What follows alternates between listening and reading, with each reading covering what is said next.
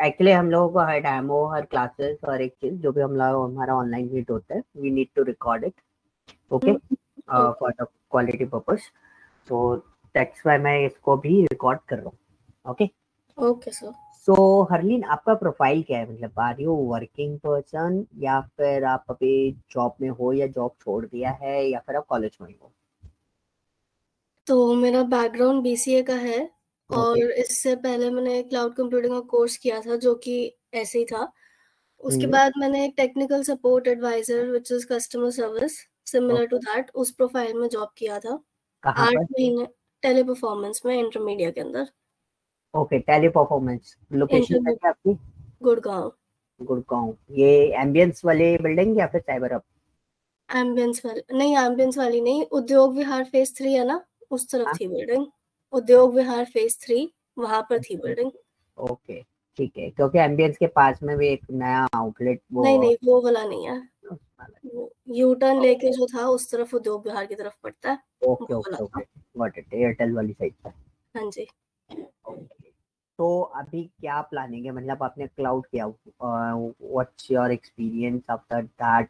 Job profile apply किया cloud पे, या फिर just for the learning purpose आपने किया था उसको? मेरे को AWS करना था, मतलब करना है अभी भी, बट उसमें जो मैं देख रही हूँ ना कि पाइथन रिक्वायर्ड है। और जितने भी लोगों से मैंने, जितने भी वर्किंग प्रोफेशनल्स वगैरह जो मेरे नोन में थे, मैंने जिनसे भी पूछा है, वो यही कह रहे कि AWS के अंदर जो पाइथन है वो प्रॉपर आनी चाहिए, लाइक बेसिक से कुछ नहीं होगा। बिल्कुल करेक्ट। तो उसमें आपका एडवांस लेवल पाइथन भी है, उसको आपको आनी चाहिए पूरा कंप्लीट। हाँ जी। ओके, तो हरलीन, अभी आपका प्लानिंग क्या है? मतलब सी पे जाना है, या फिर you are planning something else? समझी नहीं मैं, समथिंग एल्स। एक्चुअली मेरी महिमा से भी बात हुआ था, एंड उसके बाद मेरा विनीत से भी डिस्कशन हुआ। तो विनीत ने मुझे ये कंफर्म किया कि आपको क्विकली जॉब चाहिए, आपको क्विकली मार्केट में एंटर होना है। जी। ओके, सो विनीत ने हमको डेटा एनालिटिक्स सजेस्ट किया हुआ था। हाँ जी। तो मैं वही, इसलिए क्योंकि देखो आपका डिस्कशन ऑलरेडी विनीत से हो चुका है, तो मैं वही पॉइंट ऑफ व्यू पे आपसे डिस्कस करना चाहता हूँ। So we will discuss about the Python only, और we will discuss about the data analytics both. हम दोनों चीजों पर डिस्कशन कर सकते हैं। तो दोनों का कर सकते हैं डिसीजन, possible। हाँ, क्योंकि डिसीजन देखिए आपका है, हाँ एट द जी। लास्ट दैट्स योर डिसीजन कि आपको AWS विद पाइथन के साथ में मार्केट में एंटर करना है, या फिर एज अ डेटा एनालिटिक्स आपको मार्केट में एंटर करना है। तो दोनों प्रोसेस के बेसिस पे एग्जैक्टली क्या होता है ना, decision placement training format. Okay, तो हम लोग सिर्फ ट्रेनिंग्स नहीं देते। तो accordingly I plan for you कि इसमें इस प्रोसेस के थ्रू आप जाओगे, इस दूसरे वाले प्रोसेस में, मतलब डेटा एनालिटिक्स के प्रोसेस में आप इस तरीके से जाओगे। ठीक है, दोनों जगह मार्केट हिट करना है, तो आपको उस तरीके से प्लान आउट करके आगे प्रोसेस करना होगा। ठीक है सर। तो मैं आपको पहले पाइथन का क्लियर कर देता हूँ, what we are covering in Python. मेरे पास एक छोटा सा पार्ट बना हुआ है, मैं आपको एक बार शेयर करके दिखा देता हूँ। तो अभी एक सेशन हमारा ऑलरेडी रनिंग में है, तो उसमें मैं आपको पूरा पोर्शन आपको शो कर देता हूँ। ओके, सो पाइथन के बारे में आपको थोड़ा बहुत नॉलेज तो होगा ही, it's a programming language, right? तो इसमें हम लोग जो हैं, हम लोग काफी सारी चीजें कवर अप करते हैं, बट जैसे हम पाइथन, सिर्फ पाइथन के लिए अगर आप बात कर रहे हो, तो पाइथन में we are discussing this part. तो मैं आपको पूरे टॉपिक्स बता देता हूँ, एक मिनट ना, एक्चुअली बना रहा था तो मैंने लिखे तो हैं कहीं ना कहीं, अदरवाइज मुझे सिलेबस ओपन करना पड़ेगा। बट मैं जब किसी को पढ़ाता हूँ, तो मैं सबसे पहले क्या है ना, टॉपिक लिस्ट बना लेता हूँ सामने, लाइक दिस। तो उससे क्या होता है ना कि आपको भी इजी रहता है, और जैसे हम लोग डिस्कशन कर रहे होते हैं कि हाँ ये सारी चीजें हम कवर अप करेंगे कि नहीं करेंगे, वो सब चीजें हम लोग उसमें देख लेते हैं। तो दिस इज D23 इसके अंदर मिलेगा। Okay, so these are the Python syllabus जो हम एग्जैक्टली इसके अंदर पूरा कंप्लीट कवर अप करते हैं। ठीक है, तो बेसिकली देखो, एक तो कोर पाइथन रहेगा, we are discussing about the loops, if else, and इसमें जो कोर कॉन्सेप्ट होते हैं जिन पे आपको सबसे ज्यादा ध्यान देना होता है, that one is function. Okay, Second one is the collection. This is called a predefined data structure which is already available in Python. Okay, so these are the topics: list, tuple, set and dictionary. Okay, जब आपका training चल रहा होता है, once we are done with this, और इनके ऊपर individual topic wise मैं आपको असेसमेंट दूंगा. ओके, दो लेवल के असेसमेंट हम पाइथन में रन करते हैं. एक होता है हमारा base level. Base level is kind of thing जैसे आपको उनको कॉलेजेस में असाइनमेंट मिलते हैं ना सिंपल क्वेश्चंस के, कि ताकि हमारा जो माइंडसेट है वो ओपन हो जाए. तो वो असेसमेंट उस हिसाब के रहेंगे जिसमें आपका दो चीजें प्रैक्टिस होती है. एक तो आपका सिंटैक्स प्रैक्टिस हो जाएगा, दूसरा जो आपने कॉन्सेप्ट स्टडी किया है वो कॉन्सेप्ट आपको पूरे तरीके से आपके प्रैक्टिस और क्लियर हो जाएंगे. एंड द थर्ड वन जो हमारा मैथमेटिकल पोर्शन रहता है, एक्सप्रेशन लॉजिक जो रहता है, वो बेसिक लेवल पे आपको बिल्डअप करना आ जाएगा. वो असेसमेंट में आप ये सारी चीजें कवर अप करोगे. ओके, देन उसके बाद हमारा सेकंड होता है हमारा next level assessment. This is an interview assessment बोलते हैं हम लोग उसको. Okay, so these are the random questions. Okay, random questions in the sense कि मैं आपको कोई रैंडमली मैंने आपको कोई क्वेश्चन पुट कर दिया. ठीक है, अब वो रैंडमली अगर मैंने कोई क्वेश्चन पुट अप किया है, लाइक फॉर एग्जांपल मैं आपको एक छोटा सा क्वेश्चन का सेट में आपको दिखा देता हूँ how does it look, but वो एग्जैक्टली क्या है ना, वो उसका है सीक्वल का. किसका है? सीक्वल का है जो मैं आपको क्वेश्चन पुट कर रहा हूँ ना, चैट में पुट कर रहा हूँ. एग्जैक्टली वो व्हाट्सएप पे मैंने पुट कर रखा था, भेज रखा था किसी को. तो काइंड ऑफ थिंग कुछ इस तरीके से क्वेश्चंस हम लोग पुश करते हैं आपको. ठीक है, तो ये सीक्वल का है basically, but this is an interview questions. Okay, तो इंटरव्यूअर आपको कोई इस तरीके से कोई क्वेश्चन नहीं पूछेगा जैसे ये लिस्ट बनी हुई है ना, या मैंने आपको कुछ सिंपल सा क्वेश्चन पूछ दिया या प्राइम नंबर बना दो, तो वो ये क्वेश्चंस नहीं होते. ओके, इंटरव्यू में we are asking these type of questions कि मैंने आपको एक सिचुएशन दे दी and these are the data. Okay, इस सिचुएशंस में मेरा ये रिक्वायरमेंट है, ये रिक्वायरमेंट आपको फुलफिल करना है. ओके, सो ये इस टाइप के जो क्वेश्चंस होते हैं, इस टाइप के जो क्वेश्चन हम आपको पुश करेंगे अलग से, ये होते हैं हमारे इंटरव्यू लेवल असेसमेंट. ओके, तो फिर जैसे मैंने आपको बोला, this is not a just an Python training, ये प्लेसमेंट ट्रेनिंग फॉर्मेट में हम लोग रन करते हैं पूरे प्रोग्राम्स को. तो ये क्वेश्चंस, ये असेसमेंट आपको कंप्लीट करने होते हैं साइड बाय साइड. ओके, जो भी ट्रेनिंग आप करते जाओगे. ओके, एंड देन आप पाइथन के बेसिस पे बात करो in the advance Python. So we are covering these topics. Oops completely आपका कवर अप होगा पूरा end to and.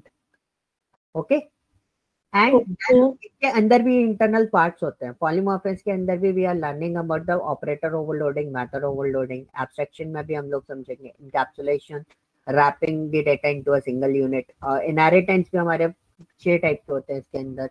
Single inheritance, multi level inheritance, multiple inheritance. ठीक है, ये सारी चीजें हम लोग स्टडी करेंगे. And we also study what exception handling.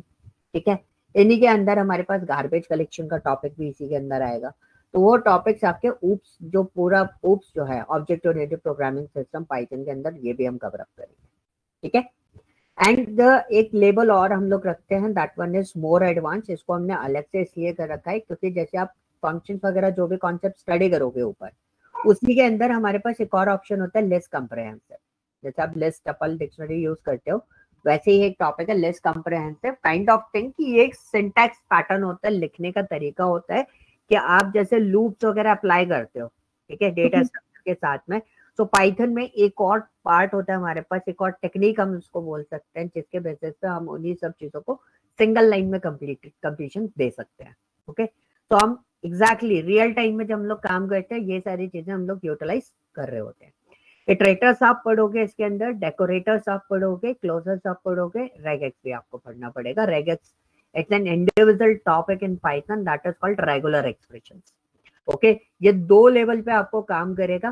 First of all, एक नॉर्मली आपका जो AWS, आप डेटा इंजीनियरिंग पार्ट में जा रहे हो, डेटा एक्सट्रैक्शन पार्ट में जा रहे हो, वहां पर आपको बहुत अच्छा खासा हेल्प आउट करेगा.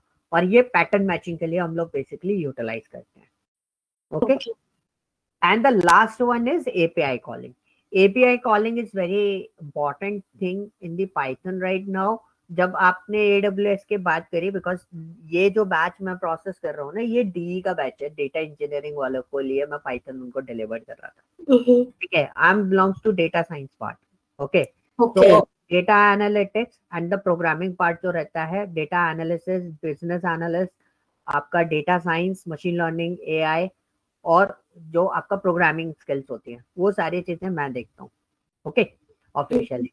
तो ये डी में भी इनको, डी में भी आपको पता है data engineering is the another section, okay. ये भी AWS वगैरह एज़्योर और क्लाउड सर्विसेज के साथ में हम लोग यूटिलाइज करते हैं, तो उसमें भी हमारा पाइथन इंपॉर्टेंट होता है, ओके। तो उसमें आपका API कॉलिंग बहुत इंपॉर्टेंट होता है, रेस्ट API के साथ में आप लोग कैसे काम करते हैं। तो API कॉलिंग वाला जो पार्ट रहेगा वो भी आपका इसके अंदर इंक्लूडेड रहेगा, ओके। ये थी पाइथन की बात पूरी, अगर आप पाइथन के साथ में जा रहे हो तो, okay. And this is the tool which we are using in this particular training, just because of that इसके अंदर आपके नोट्स वगैरह सारी चीजें बन जाती है, ठीक है। तो सारा A to Z एक एक सिंगल सेक्शन हम लोग इसके अंदर डिस्कस करेंगे, how the Python syntax process कैसे काम करता है, क्या क्या चीजें हैं, लेवल टू लेवल हम हर एक चीज को आइडेंटिफाई करते हुए चले, ओके, क्लियर। ये पाइथन ट्रेनिंग रहेगी if you are selecting only Python, okay. Now अब मैं डिस्कशन कर रहा हूँ डेटा एनालिटिक्स की। डेटा एनालिटिक्स के बेसिस पे अगर आप एंट्री करना चाहते हो मार्केट में, this is an quickest entry in the market right now, okay. How, कैसे चलेगा, सिंपल सी चीज है, मैं आपको एक सिंपल से एक वेबसाइट बताऊंगा, ग्लासडोर पे जाओ, डेटा एनालिस्ट की जॉब आप आइडेंटिफाई करोगे ना, तो आपको काफी सारी मिल जाएंगी, ठीक है। ओपनिंग्स अच्छी खासी है मार्केट के अंदर, ओके। लेकिन उसमें स्टडी लेवल जो रहता है ना, लर्निंग थोड़ी सी अलग। लर्निंग इज व्हाट, इसमें आपका पाइथन तो कवर अप हो गए, ठीक है, ये आपको पढ़ना ही पढ़ना है उसमें भी, बट वो आपका स्टार्ट होता है एक्सेल से, okay. Excel is the mother part of this field, data field. तो एक्सेल से आपका स्टार्ट होगा, then we move to the SQL। SQL हम लोग कंप्लीट करेंगे। After SQL we are covering power BI, okay. And ये 3 level cover up करने के बाद आप मार्केट के लिए ओपन हो जाते हो और मार्केट हिट कर सकते हो बहुत quickly, okay. And the main core topic, जैसे पावर BI में भी हम लोग जो कोर टॉपिक जो रहते हैं जिन पे हम कॉन्सेंट्रेट करते हैं, that one is data modelling, second one is power BI dashboard designing, and the third one is the most important part for us, that one is DAX, data analytical expression, जिसके basis पे हम लोग package जो increase करते हैं वो इनकी basis पे करते हैं, ओके। देन सबसे लास्ट पोर्शन आता है आपका पाइथन का। लास्ट में हम पाइथन कवर अप करते हैं, and Python give you a top work as a topping for your skill set in data analytics field. तो उसमें भी आप अपना करियर बिल्ड अप कर सकते हो, ओके। तो आपके पास 2 अलग अलग पैटर्न्स आपको यहाँ पे अवेलेबल मिल जाएंगे सारे के सारे। ठीक है। बाकी कॉल आपका है कि आप सिर्फ पाइथन पे जाना चाहते हो, that is your call, okay. Okay, is this clear? सारी चीजें, स्ट्रक्चर क्लियर हुआ? हाँ जी सर। ओके। एंड जितने भी सेशन रहेंगे हमारे, ठीक है, वो सारे सेशंस हमारे रिकॉर्डेड रहते हैं। आप एक A to Z सारे सेशंस आपको रिकॉर्डिंग आपको प्रोवाइड की जाएगी, ओके। एंड मेरा जो पोर्शन रहता है, मेरा जो टास्क रहता है, I am covering the 4 quadrants basically in my training. The first one is the CV resume, okay, ATS friendly resume, वो मैं आपको सेटअप करा के दूंगा पूरा कंप्लीट, ठीक है। Second one is your screening test. Screening is what, that one is your first call with HR, okay. आप अपने आप को कैसे एक्सप्लेन करते हो, कैसे हमें उसके लिए सेकेंड राउंड के लिए एलिजिबल होना है। वर्बली होता है वो, आपका कोई टेक्निकल राउंड अप नहीं होता, कुछ भी चीज नहीं होती, वो सिंपल वर्बली फॉर्मेट पर होता है। We will prepare for this. And the third one is, उसके लिए मैं आपको पढ़ा ही रहा हूँ, that one is your technical part. उसके लिए आपको एक एक चीज जो मैं असेसमेंट और जो असाइनमेंट दूंगा, उनको आपको 110% उसको अटेम्प्ट करना ही करना है। एक बार आप टॉपिक मिस भी कर रहे हो तो कोई दिक्कत नहीं, आप रिपीट कर लो, लेकिन असेसमेंट मिस नहीं करना है कभी भी, ठीक है। तो ये हमारा थोड़ा सा कंसंट्रेशन बहुत ज्यादा हाई रहता है कि हम लोग इस चीज पर फोकस करवाएं आपको। And the fourth one is, that one is your negotiation skills, ये आप लोग आपको ऑलरेडी बताया भी होगा, विनीत ने भी, महिमा ने भी, कि हम किस तरीके से प्रोसेस करते हैं। तो दिस इज आवर प्रोसेस जिसके बेसिस पे आपको स्टेप बाय स्टेप चलना पड़ेगा इसमें। ओके, ठीक है, क्लियर है। और सारे क्लासेस आपके प्रैक्टिकल हैं, थियोरेटिकल फॉर्मेट पे we are discussing about the concepts, और उसके बेसिस पे भी आपको रिकॉर्डेड सेशन मिल ही रहा है। एंड टॉपिक मैं आपको बताता जाऊंगा कौन कौन से टॉपिक एज पर द, क्योंकि देखो आपको कॉलेज लेवल पे तो स्टडी करनी नहीं है, आपको जो स्टडी करना है वो एग्जैक्टली कंपनी इंटरव्यू क्रैक करने के लिए स्टडी करना है, ठीक है। राइट। और उस पर्पस पे कौन से टॉपिक आपके लिए सबसे ज्यादा फोकस पॉइंट है वो हम आपको पहले मार्क डाउन करके दे देंगे पढ़ाते पढ़ाते, कि इन टॉपिक्स पे करना है। बाकी सारे टॉपिक्स एक बार को आप डाउनफॉल पे रख सकते हो, लेकिन इनको नहीं डाउन होने देना है, इन पे आपका नॉलेज लेवल अच्छा होना चाहिए। वो हम कंटिन्यूसली उस पर प्रैक्टिस मोड पे रहते हैं उन सारी चीजों में। क्लियर है? हाँ जी। यस सर लिन, अब आप पूछो क्वेश्चन क्या क्या है आपके साइड से, कोई डाउट है, कोई क्वेरीज? क्वेश्चन एक ही है कि मेरा लॉजिकल पार्ट थोड़ा वीक है, तो अगर पॉसिबल है तो आप एक कोई क्वेश्चन ऐसा उठा के उसमें लॉजिकल थोड़ा समझा सकते हो मुझे एक बार, ताकि मुझे भी पता लगे कि मुझे समझ आ रहा है या नहीं आ रहा। ठीक है, चलो मैं एक बात आपको एक सिंपल सा, एक सॉर्टेड से सिंपल सा क्वेश्चन लेता हूँ, ठीक है। आपने प्राइम नंबर स्टडी किया है? किया है। प्राइम नंबर क्या होता है? पहले आप है ना सिंपली समझो। पहली चीज तो मैं आपको बताऊं कि programming it's not a logic, okay. पहले लॉजिक होता क्या है, पहले हमें वो क्लियर होना चाहिए। मैं आपको एक है ना इंफॉर्मेटिक बना देता हूँ पूरा लेक्चर, ठीक है, आपको क्लियर हो जाएगा। नेक्स्ट टाइम आप कोई भी प्रोग्रामिंग पढ़ोगे ना तो आपको क्लियर रहेगा, यस, कि लॉजिक एग्जैक्टली बिल्ड कैसे करना होता है, ठीक है। ठीक है। तो लॉजिक आपके अकॉर्डिंग लॉजिक क्या है? मतलब लिखना उस चीज को, उसका स्टेप सोचना है एक एक करके कि क्या करूंगी मैं जिससे मुझे आउटपुट मिल जाएगा, डिजायर्ड आउटपुट मिल जाएगा। क्या स्टेप्स लिख सकते हैं? करेक्ट। तो हम स्टेप्स की जगह मैं आपको सिंपल सा बोलूं हूँ, लॉजिक जो होता है ना, मैं एज पर अपने एक्सपीरियंस के बेसिस पे होता हूँ, logic is what mathematical expression होता है, ठीक है। मैथ्स एक्सप्रेशन आप उसको बोल सकते हो। अब आप बोलोगे मैथ्स एक्सप्रेशन कैसे होगा? अगर मैंने आपसे एक सिंपल सा सॉर्टेड सा पोर्शन पूछा, मैं अभी प्रोग्रामिंग की बात ही नहीं करूंगा क्योंकि प्रोग्रामिंग बहुत आसान होती है। मेन चीज जो आपने बोला ना, लॉजिक बिल्डिंग मेरा थोड़ा सा वीक है, तो उस पर बात करते हैं। तो प्राइम नंबर क्या होता है आपके अकॉर्डिंग?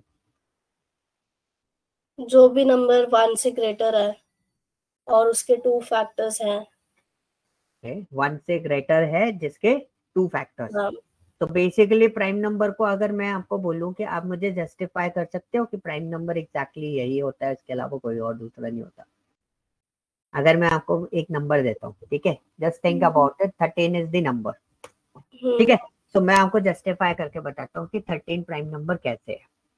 तो पहली चीज, प्राइम नंबर क्या होता है? Which number is divisible by, ठीक है, डिविजिबल बाय 1 और इटसेल्फ।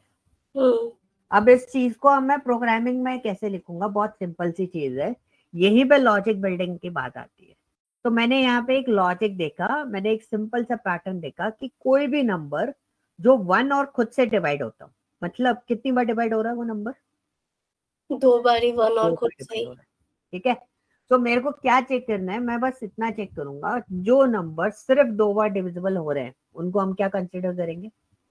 प्राइम नंबर कंसिडर करेंगे, ठीक है। प्रोग्रामिंग में जब भी लॉजिक बनाओ तो एक सिंपल सा फंडा है, मैं बहुत सिंपल से फंडे पे वर्कआउट करता हूँ कि मैं नंबर फिक्स कर लिया and this number is what? 13। Prime number ना, तो प्राइम नंबर है। तो प्राइम नंबर के देखना, अभी मैं आपको 3 तरीके बताता हूँ, आप उसमें आप देखोगे कि तीनों तरीके कैसे कैसे होते हैं। तो मैंने एक सिंपल सा एक और वेरिएबल ले लिया काउंट नाम का, उसको मैंने क्या असाइन कर दिया? 0 असाइन कर दिया, ओके। मैंने एक लूप चलाया for I in range 1 to 13, ठीक है। अब ये आप जब पाइथन स्टडी करोगे, मैं आपको पूरा डिस्क्रिप्शन दे दूंगा, क्योंकि मैंने इधर 14 के लिखा है क्योंकि हमेशा एक कम चलता है ये, ओके। तो इसलिए मैंने 14 लिखा, फिर मैंने सिंपली इफ लिखा और n को मॉड्यूल करा, and this percentage sign is basically use for what? Modulus. Modulus पता है क्या होता है? डिवीजन शायद। रिमाइंडर होता है, डिवाइड में दो हाँ जी। आउटपुट आता है, एक क्वेश्चन आता है, एक रिमाइंडर आता है। हाँ तो ये हाँ। रिमाइंडर देता है मेरे को। तो मैंने इधर चेक करा कि अगर नंबर कंप्लीटली डिविजिबल होगा तो उसका रिमाइंडर क्या होगा, 0 होगा। जब हाँ जब जी। नंबर का रिमाइंडर 0 होगा उतनी बार मेरे काउंट में क्या कर दो, काउंट +1। और काउंट की वैल्यू क्या है मेरी, 0। 0।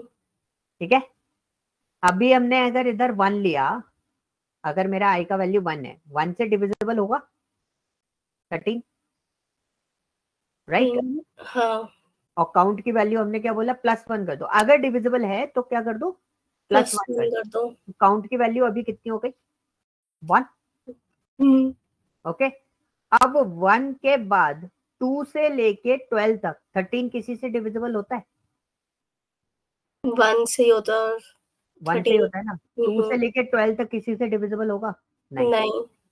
फिर आया 13, लूप तो पूरा चला 2 से 12 तक। फिर 13 टाइम जब लूप चला तो हमने 13 को 13 से डिविजिबल दिया, तो कितना हुआ डिवाइड करने के बाद, 0 आया उसका रिमाइंडर। 0। काउंट की वैल्यू अभी कितनी थी, 1 थी ना, हम्म। 1 पे। अभी काउंट की वैल्यू कितनी हो जाएगी, 2। 2। ओके, तो अगर काउंट की वैल्यू 2 हो गई तो आपने एक सिंपल सा स्टेटमेंट लिख दिया। काउंट की वैल्यू अगर 2 होती है तो आप क्या बोल रहे हो उसको, प्राइम नंबर। ओके। और अगर नहीं होती, ये तो प्रोग्रामिंग पार्ट्स हैं, तो ये मैं आपको बाद में पूरे स्टेप्स आपको समझा दूंगा कि कैसे हम लोग इन सब चीजों को राइट करते हैं, कहाँ कौन सी चीज लिखनी होती है। बहुत सिंपल सा है, स्टेप मैं आपको बता दूंगा, टिप्स दे दूंगा इसके पीछे, तो आपको बस वो टिप्स याद रखना, आपको कभी भी एरर नहीं आएगी। ठीक है, सो आपने क्या बोला कि अगर काउंट की वैल्यू 2 हुई तो आप क्या बोलोगे उसको, प्राइम नंबर। हम्म। अगर काउंट की वैल्यू नहीं हुई 2 तो क्या बोलोगे, नॉट प्राइम। तो हम क्या करते हैं, अभी 13 तो हमारा प्राइम नंबर है, अभी मैंने आपको चेक कराया काउंट कितना हो रहा था, 2 हो रहा था ना। हम्म। मैंने इधर कर दिया 6। 6 प्राइम नंबर होता है, नहीं, नहीं। नहीं होता ना। कैसे नहीं नहीं। होता वो भी हम इंप्रूव करेंगे, क्योंकि यहाँ पे ना हम वर्बली किसी की बात नहीं मानते, हम पूछते कि क्यों नहीं है। तो काउंट की वैल्यू अभी 0 है। हम्म। अब हम इस पे आए, 1 से 6 को डिवाइड दो, डिवाइड हो जाएगा। हो जाएगा। काउंट की वैल्यू कितनी हो गई, 0। 1 हुई ना। आपने बोला ना अगर डिविजिबल होगा तो काउंट में +1 कर दो। 0 थी काउंट की वैल्यू, 0 में +1 करा तो कितना हो गया, 1। ठीक है। ठीक है, अब आई की वैल्यू 2 हो गई, 2 से 6 को डिवाइड दो, हो जाएगा। हो जाएगा। तो काउंट की वैल्यू 1 थी, अभी फिर से आपने काउंट +1 करा तो काउंट की वैल्यू कितनी हो गई, 2। 2। फिर आपने बोला आई की वैल्यू हो गई 3, 3 से इसको डिवाइड दो, 6 हो को, जाएगा। तो काउंट की वैल्यू कितनी हो जाएगी, 3। ठीक है। 4 से डिवाइड देंगे, 4 से हो जाएगा, नहीं होगा। 5 से हो जाएगा, नहीं। 6 से हो जाएगा, हो जाएगा। हो जाएगा ना। तो कितना हो जाएगा, 4 टाइम हो जाएगा। हाँ। तो काउंट की वैल्यू अगर 2, 2 बार से ज्यादा अगर काउंट की वैल्यू हो रही है, मतलब अब कितना हो गया, काउंट की वैल्यू 4 हो गई, 2 तो नहीं है ना। होगी। तो आउटपुट क्या आएगा इसका, नॉट प्राइम नंबर। देखो, अरे तो काउंट मतलब वो जितनी बारी रिपीट हो रहा है वो है ना। तो हमारा बेसिकली प्राइम नंबर कितनी बार रिपीट होना चाहिए, 2 बार। उससे ज्यादा बार अगर एक भी बार गया तो नॉट प्राइम नंबर आ नॉट जाएगा। Prime number. अब देखो इसी सिचुएशन को और आगे ले जाता हूँ मैं, टाइम है ना, कहीं जाना तो नहीं है ना। नहीं नहीं। ठीक है, तो चलो अपन इस पर थोड़ा सा और डिस्कशन करते हैं। अब इसी प्रोग्राम को देखना, और ऑप्टिमाइजेशन की बात कर रहा हूँ मैं अभी, इसकी बात कर रहा हूँ, ऑप्टिमाइजेशन। ऑप्टिमाइजेशन। देखो लॉजिक तो लोग बना लेते हैं, हम्म। आज नहीं कल आप बनाना सीख जाओगे, बट एक होता है ऑप्टिमाइजेशन। ऑप्टिमाइजेशन पे सोचना बहुत जरूरी होता है। ठीक है, मैंने 13 ही लिया इसको, प्राइम नंबर है 13। हाँ जी। ठीक है, काउंट की वैल्यू 0 है, कुछ लोग इसको ऐसे भी लिख देते हैं, 1 से काउंट नहीं करते, 2 से काउंट करते हैं। ओके। 2 से चलाऊंगा तो प्राइम नंबर कितनी बार जाएगा, मतलब 13 तक ही। 13 तक ही चलाऊंगा। हम्म। अगर मैं किसी नंबर को यहाँ पे जो डिविजिबल का ऑप्शन चला रहा हूँ ना, ये वाला, इसके बेसिस पे चेक कर रहा हूँ, तो मेरा 13 जो है वो कितनी बार डिवाइड होना चाहिए, 1 टाइम, समझी नहीं, दोबारा एक बार। देखो 13 है, हाँ प्राइम नंबर को हम क्या बोलते हैं कि 1 से या 13 से डिवाइड होना चाहिए, हाँ लेकिन हमने जो डिवीजन देने का जो नंबर स्टार्ट करा वो किससे स्टार्ट करा है, 2 से। 2 से, तो 1 तो है नहीं, हम्म तो 13 कितनी बार डिवाइड होगा कंप्लीट, एक ही बार ना, बार 13 होगा 13 से ही। उससे तो नहीं जाएगा, है ना। हम्म तो हमने एक, अब यहाँ पे प्राइम नंबर में क्या हुआ कि 13 दिया, अब अगर किसी ने उसकी रेंज 2 से स्टार्ट कर दी 1 की जगह, पॉइंट हम्म 2 से स्टार्ट कर दी किसकी जगह, 1 की जगह, 1 से, हाँ। तो आप प्राइम नंबर कैसे आइडेंटिफाई करोगे, तब आप क्या बोलोगे, भाई प्राइम नंबर वो होगा जिसके, जो सिर्फ एक बार डिविजिबल होगा, वो भी खुद से। अच्छा, मतलब पहले वाला केस था कि 1 से स्टार्ट किया था हमने, तो वो 2 बार डिविजिबल हो रहा था। अब अरे हमने सेकंड केस ले लिया कि वो स्टार्ट ही 2 से हो रहा है, तो वो कितनी बार डिवाइड हो सकता है, यानी फिर 13 है तो 1 से ही हो सकता है, मतलब सारे 1 से ही हो सकते हैं फिर तो, मतलब हाँ, एक ही बार हो सकता है। एक ही बार होगा, और हम्म अगर प्राइम नंबर नहीं होगा तो वो एक बार से ज्यादा बार डिवाइड हो जाएगा, ठीक है। ठीक है। ओ, अगर हाँ। मैंने 4 को लिया तो 4 तो मेरा 2 बार डिवाइड हो गया ना, हम्म। है ना। तो ये हम्म, एक केस ये समझ में आया, आ गया। ठीक है, बट ये ऑप्टिमाइज नहीं है, और ऑप्टिमाइज करें, कर लेते हैं। कर लें, ठीक है। अब देखो, अब मैंने क्या करा, चलो अभी तक तो हम 13 की बात कर रहे थे, ठीक है। हम्म तो 13 में लूप मेरा कितना चल रहा था, 13 टाइम, हम्म इसको 1 से 13 तक चलाओगे तो कितना चल रहा था, 13 टाइम चल रहा था। हम्म अगर यही नंबर 91 होता तो मेरा लूप कितना टाइम चलता, 91 होता तो फिर 91 टाइम्स ही चलता। 91 टाइम चलता। तो हम्म मतलब क्या हुआ कि आप एक चीज समझो, 91 टाइम अगर लूप चल रहा है तो ऑब्वियसली बात है टाइम ज्यादा लगेगा मुझे, है ना। तो हम लोग प्रोग्रामिंग में पता है नैनो सेकेंड्स में वर्कआउट करते हैं। अब यहाँ पे आपकी वैल्यू क्या है, 13। हमने एक लॉजिक पकड़ा इसके अंदर, क्या लॉजिक पकड़ा, 13 को आप 2 से डिवाइड दो, देखो कैलकुलेशन बताता हूँ, 13 को मैंने किससे किससे डिवाइड दिया, 2 से 2 से, मेरा वैल्यू कितना आएगा, 6.5 आगे 6.5, से। 0.5 नहीं लेते, 6 लेते हैं हम, ठीक है। ठीक तो 6 लेते हैं। अब 1 से लेके 6 तक के बीच में 13 आने के चांसेस हैं, है, 1 से लेके 6 तक के बीच में 13 आने के चांसेस। मतलब जो टेबल होती है ना, हम्म 2 की टेबल में 13 आ सकता है ना, हम्म 3 के में आ सकता है, 6 के में आ सकता है, 6 6 इंटू 1 6, 6 इंटू 2 12, 12। ठीक है। लेकिन अब मैं जैसे 7 पे जाऊंगा, 7 इंटू 1 7, हाँ, उसके बाद आप डिवाइड करो 7 इंटू 2 कितना हुआ, 7 14, into 14। 14। तो अभी 13 आने के चांसेस है 7 के बाद, 7 8 9 10 किसी में हाँ है। नहीं है ना। जैसे 7 दूनी 14 होता है, तो 8 दूनी 16, हम्म अगर मैं 7 को 2 टाइम्स भी करूंगा तो मेरे 13 को क्रॉस कर दे रहा है वो, तो मतलब 13 तो उसमें आ ही नहीं सकता ना। कॉन्सेप्ट समझ में आया। थोड़ा सा ही आया, पूरा नहीं आया। 6 इंटू 2 करा मैंने, हम्म तो कितना आया, 12। 13 से कम है। कम है। अगर यहीं पर मैं अगर 7 इंटू 2 कर दूं तो क्या होगा, 14। अब 13 से अब निकल गया। हाँ। तो क्या ये 7 की टेबल में कहीं 13 डिवाइड हो सकता है, कभी भी नहीं हो सकता। नहीं 8 की टेबल में हो सकता है, नहीं 9 की टेबल में हो सकता है, नहीं 10, नहीं 11 के में नहीं, 12 के में नहीं, राइट। नहीं। तो हमने एक चीज यहाँ पे आइडेंटिफाई करी कि कोई भी जो नंबर होता है ना, वो अपने हाफ तक ही डिवाइड हो सकता है, उसके बाद डिवाइड नहीं होता। ठीक है। पॉइंट समझ में आ गया। कोई भी नंबर सिर्फ अपने हाफ की वैल्यू तक ही डिवाइड हो सकता है। अपन देखते हैं। 6 को मैंने 2 से डिवाइड दिया, अब इसको भी हैंड्स प्रूव करते हैं अपन। 6 को 2 से डिवाइड दिया तो कितना हुआ? 6 को 2 से डिवाइड किया 3 हो गया। 3 हो गया। 1 2 3 इसमें 6 डिविजिबल है? नहीं, इसमें हाफ 1 तक से हो ही। सकता है, 2 से हो सकता है, 3 से हो सकता है। हाँ 4 से 6 नहीं डिवाइड होगा, 5 से 6 डिवाइड नहीं होगा। नहीं होगा।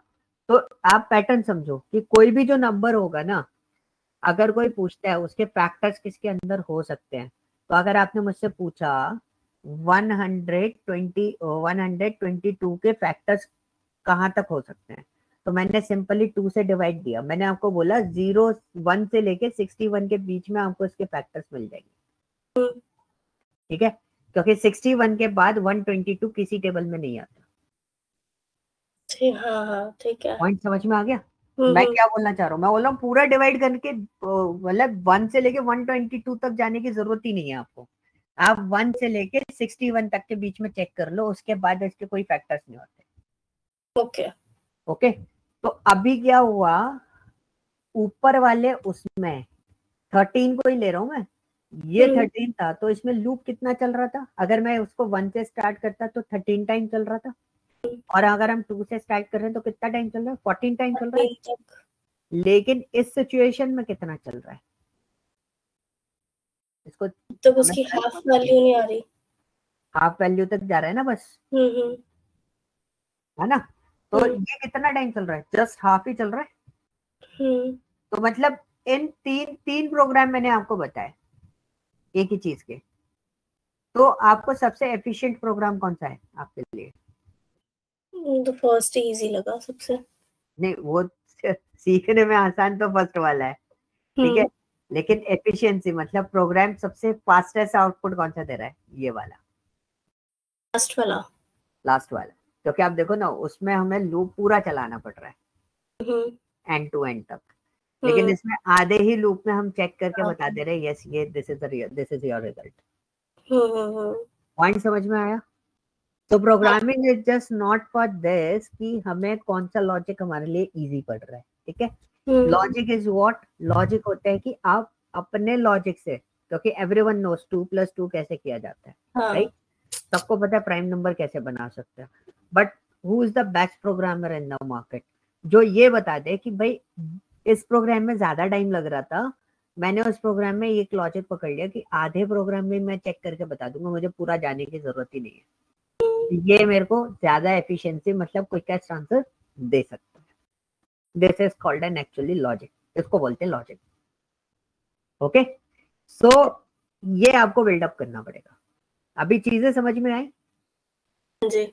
मैंने आपको तीन प्रोग्राम मैंने इसलिए बताया, नॉट फॉर दिस कि मैं आपको पढ़ा रहा था, मैं आपको 3 प्रोग्राम इसलिए बता रहा था कि एग्जैक्टली क्या होता है ना, जो हमारा कॉलेज से हम लोग जो चीजें सीख के आ रहे होते हैं, ठीक है, और हर बार है ना हमारे साथ में एक ही प्रॉब्लम होती है, हम लोग लॉजिक्स में अटक रहे होते हैं।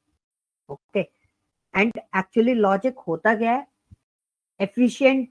एफिशिएंसी इंक्रीज करना, उसको हम लोग लॉजिक बोलते हैं। मतलब आप प्रोग्राम को इस तरीके से डिजाइन करो, फंडा इस तरीके से क्लियर करो कि आपका काम जो है वो शॉर्ट टाइम पीरियड में कंप्लीट हो जाए। तो ये जो पूरा एक्सप्रेशन लिखा है ना, ये वाला पार्ट, इतना सा पार्ट जो है, इसको हम लॉजिक बोलते हैं। ये सब तो आपके नंबर्स है, these are just checking points, but this is your logic. अगर सारा लॉजिक का है, इसके अंदर है आपका लॉजिक, इन 3 स्टेप के अंदर, इसको हम बोलेंगे लॉजिक। ओके, तो अगर आपने पूरा कैलकुलेशन यही बताया कि how can we identify prime number efficiently, तो this is your logical part कि आप किस तरीके से उसको बिल्डअप करते हो। क्लियर हुआ? समझ में आया? हाँ जी। और बताऊं? बता दो एक और। मुझे तो पढ़ाने में मजा आता है, मैं तो बता देता हूँ। चलो एक और नंबर लेते हैं। आर्मस्ट्रॉन्ग के बारे में सुना है? हाँ, चलो और इजी वाला लेते हैं। पैलिंड्रोम सुना है? ये तो सुना होगा। नहीं सुना? असाइनमेंट में गया हो कॉलेज में, पैलिंड्रोम नंबर सुना होगा तो याद नहीं, कोविड बैच था। बताओ, कोविड बैच वाले हो? ओके, 1 to 1 सुना है? नहीं। 1 to 1 इज द नंबर। अगर मैं इस नंबर को रिवर्स करूंगा तो क्या आएगा? सेम ही आएगा। तो ऐसे जो नंबर्स होते हैं ना, उनको हम क्या बोलते हैं? पैलिंड्रोम। पैलिंड्रोम नंबर बोलते हैं। अब एक्सपोनेंशियल सुना है? हाँ जी, एक्सपोनेंट सुना है ना, क्या होता है? वो जिनके एक्सपोनेंट्स की पावर आ जाती है, मतलब ऊपर करके लिख देते हाँ, हैं, जैसे 10⁻²। इसको लिखना है तो कैसे लिखूंगा मैं 1 to 1 को एक्सपोनेंट फॉर्म में? तो फैक्टर निकालना पड़ेगा। कोई फैक्टर नहीं निकालना। थर्ड स्टैंडर्ड वाली चीज बताता हूँ मैं आपको। अगर मैं बोलूँ 100, ठीक है, प्लस 20 प्लस 1, हमें थर्ड स्टैंडर्ड में 3 नंबर्स एडिशन सिखाया जाता था। तो एक्सपोनेंट एक टॉपिक होता था हमारे उसमें बुक के अंदर।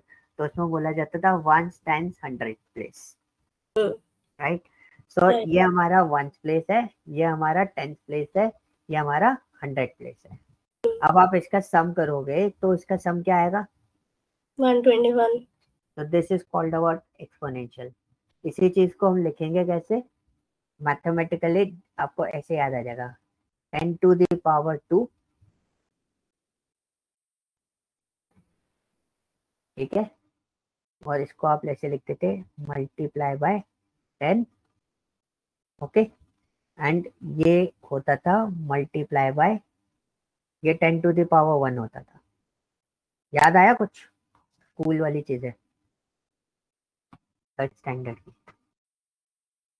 Okay, so this is called an exponential. जब हम इसको रिजॉल्व करते थे 1 का पावर 2, यानी कि 10 इंटू 10 इज 100, और 100 इंटू 1 इज 100, और 10 इंटू 2, 10 इंटू 2 इज व्हाट 20, और उसके बाद 10⁻0 का मतलब क्या होता है?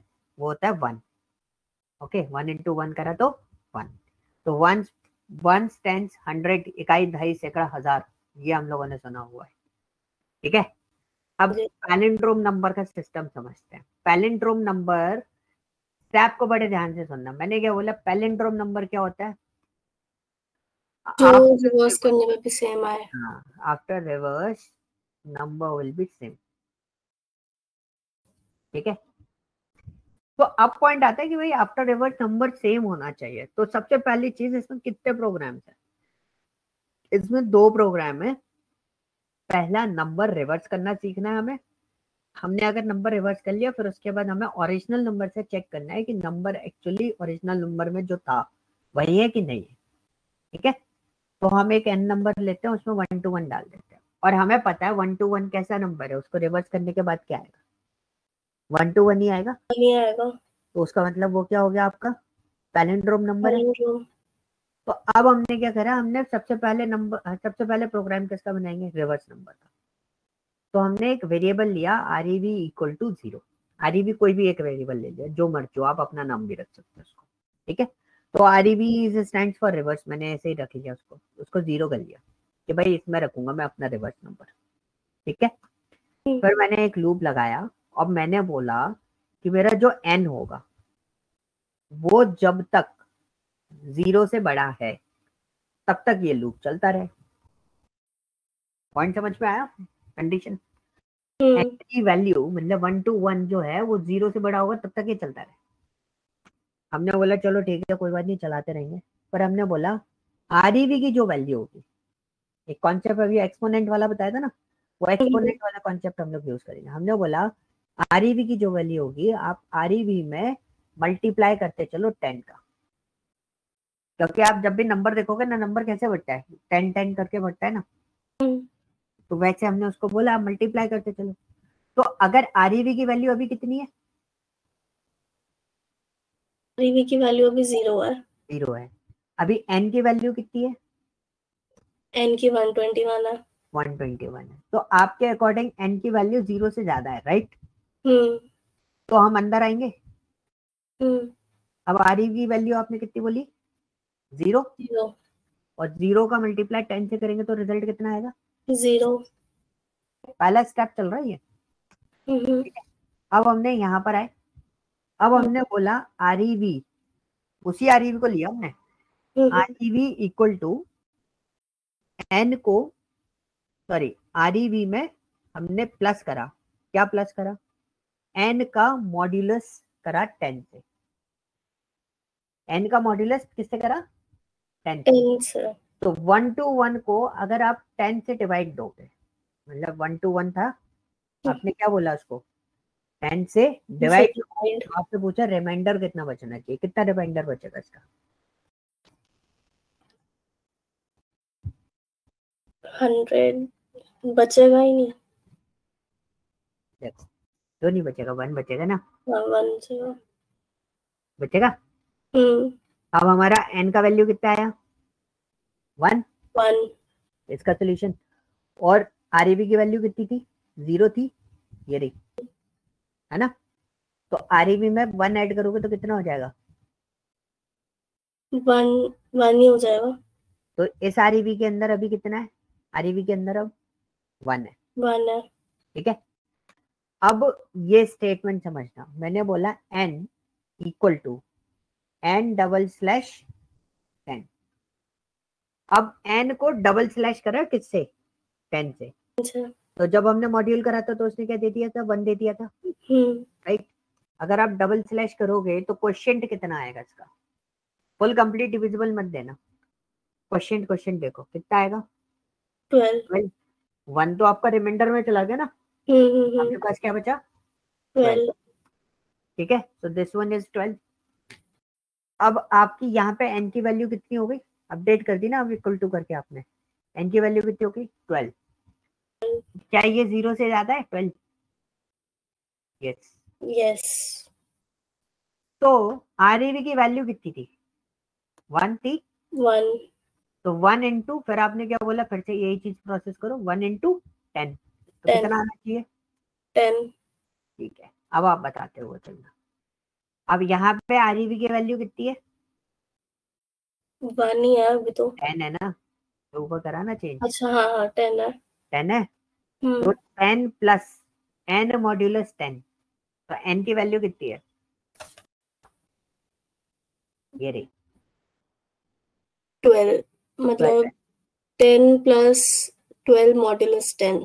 हाँ, तो अभी देखो बस हम नीचे चेंज करके कर देते हैं, अगर आप कैलकुलेशन नहीं बना पाओ भी कोई दिक्कत नहीं है, मैं आपको बता दूंगा उसका सोल्यूशन। 12 को 10 से मॉड्यूल करोगे तो कितना बचा आपके पास रिमाइंडर 2, तो आपकी RAB की वैल्यू कितनी थी 10, और उसमें आपके n मॉड्यूलस 10 के बाद क्या बचा 2, तो 10 प्लस 2 कितना हो गया 10 प्लस 2 12। अब 12 में अगर आप डिवाइड दोगे 10 से तो क्या बचेगा आपके पास, 10 को अगर 12 से डिवाइड कर देंगे तो 12 को 10 से डिवाइड देंगे, देखो ना 12 को अगर आपने डिवाइड दिया किससे 10 से, 10 से, तो 2 तो आपका रिमाइंडर में निकल गया, तो फिर आपके पास क्या बचा 1, ठीक है। अब हम यहाँ पर आए तो n की वैल्यू यहाँ पे आपने क्या करा डिवाइड दिया, तो n की वैल्यू कितनी हो गई 1, तो यहाँ पे भी हम लिख देंगे 1 0 से ज्यादा है जी। अब हमारे पास आया RAB की वैल्यू कितनी थी, ये रही RAB की वैल्यू 12 को मल्टीप्लाई करो 10 से कितना हुआ 120। अब हम यहाँ पर आएंगे, हमने हैशटैग किया नाउ 120 आया, अब आपका यहाँ पे क्या है 120 प्लस, अब आपने क्या बोला कि भाई अगर मैं 1 को मॉड्यूल करूँ 10 से तो बड़ी वैल्यू सॉरी छोटी वैल्यू कभी भी बड़ी वैल्यू से डिवाइड नहीं होती, तो बाय डिफॉल्ट उसका रिमाइंडर क्या बचेगा 1, तो 1 प्लस 120 कितना हुआ 1 प्लस 120 इज 121, ठीक है। और अगर आप मैंने बोला ना बड़ी वैल्यू छोटी वैल्यू से डिवाइड नहीं होती, अगर डिवाइड होती तो बाय डिफॉल्ट उसकी वैल्यू कितनी आती है, क्वेश्चन कितना आता है उसका 0 आता है, 0, ठीक है, दिस वन इज 0। तो अभी देखो आपकी वैल्यू जो आपका नंबर दिया था ना आपने 121, वो हो गया आपका RAB के अंदर रिवर्स, आप चाहो तो नंबर चेंज कर देता हूँ मैं इधर 343 कर देता हूँ, 342 कर देता हूँ, 342 का रिवर्स कितना होगा 243, देखो 243 आ रहा है, राइट। तो अभी हमने क्या सीखा सिर्फ रिवर्स करना सीखा, अभी हमने पैलिंड्रोम चेक नहीं किया, ठीक है। अब पैलिंड्रोम हमें किससे चेक करना था, ओरिजिनल वैल्यू से, जो हमारी एन की वैल्यू होगी, ठीक है। एन और आरईवी दोनों सिमिलर होने चाहिए, डिफरेंस नहीं होना चाहिए, ओके। आरईवी, हाँ, ठीक है। क्योंकि रिवर्स करने के बाद जो नंबर आएगा वो आरईवी में रख रहे हैं, और जो हमारी ओरिजिनल वैल्यू है वो हम किसके अंदर रख रहे हैं, इनके N। अंदर। तो अब हमारा ये जो एन है यहाँ पर, ठीक है, तो एन तो हमारा क्या हो जा रहा है यहाँ पर, आप लास्ट वैल्यू देखो, एन की वैल्यू कितनी हो जा रही है, 0। तो ये तो कभी चेक करेगा ही नहीं, तो हमने क्या करा, हमने एक टेम्प वेरिएबल बनाया और उसको एन असाइन कर दिया, ठीक है। तो ये जो एन की वैल्यू थी वो हमारी किसको असाइन हो गई, टेम्प को। टेम्प को, मतलब टेम्प क्या हो गया ये? टेम्प एक रैंडमली कोई भी वेरिएबल ले लिया, अच्छा, ठीक है। तो अभी मैंने एक टेम्प वेरिएबल ले लिया जिसके अंदर मैंने एन डाल दिया, तो एन और टेम्प की वैल्यू क्या होगी, 342, राइट। राइट। तो आरईवी में हमारे पास क्या आ रहा है, 243। अगर मैं यहाँ पे ये स्टेटमेंट लिखूं, इफ आरईवी इक्वल टू टेम्प, तो मैंने एक सिंपल सा स्टेटमेंट बोला कि भाई आप है ना आरईवी और टेम्प को चेक कर लो कि बेसिकली ये दोनों सिमिलर हैं या फिर नहीं है। तो आप क्या लिख दो उसमें, पैलिंड्रोम। अगर सिमिलर होते तो क्या लिखना है, पैलिंड्रोम, अदरवाइज नहीं होते तो नॉट पैलिंड्रोम। पैलिंड्रोम।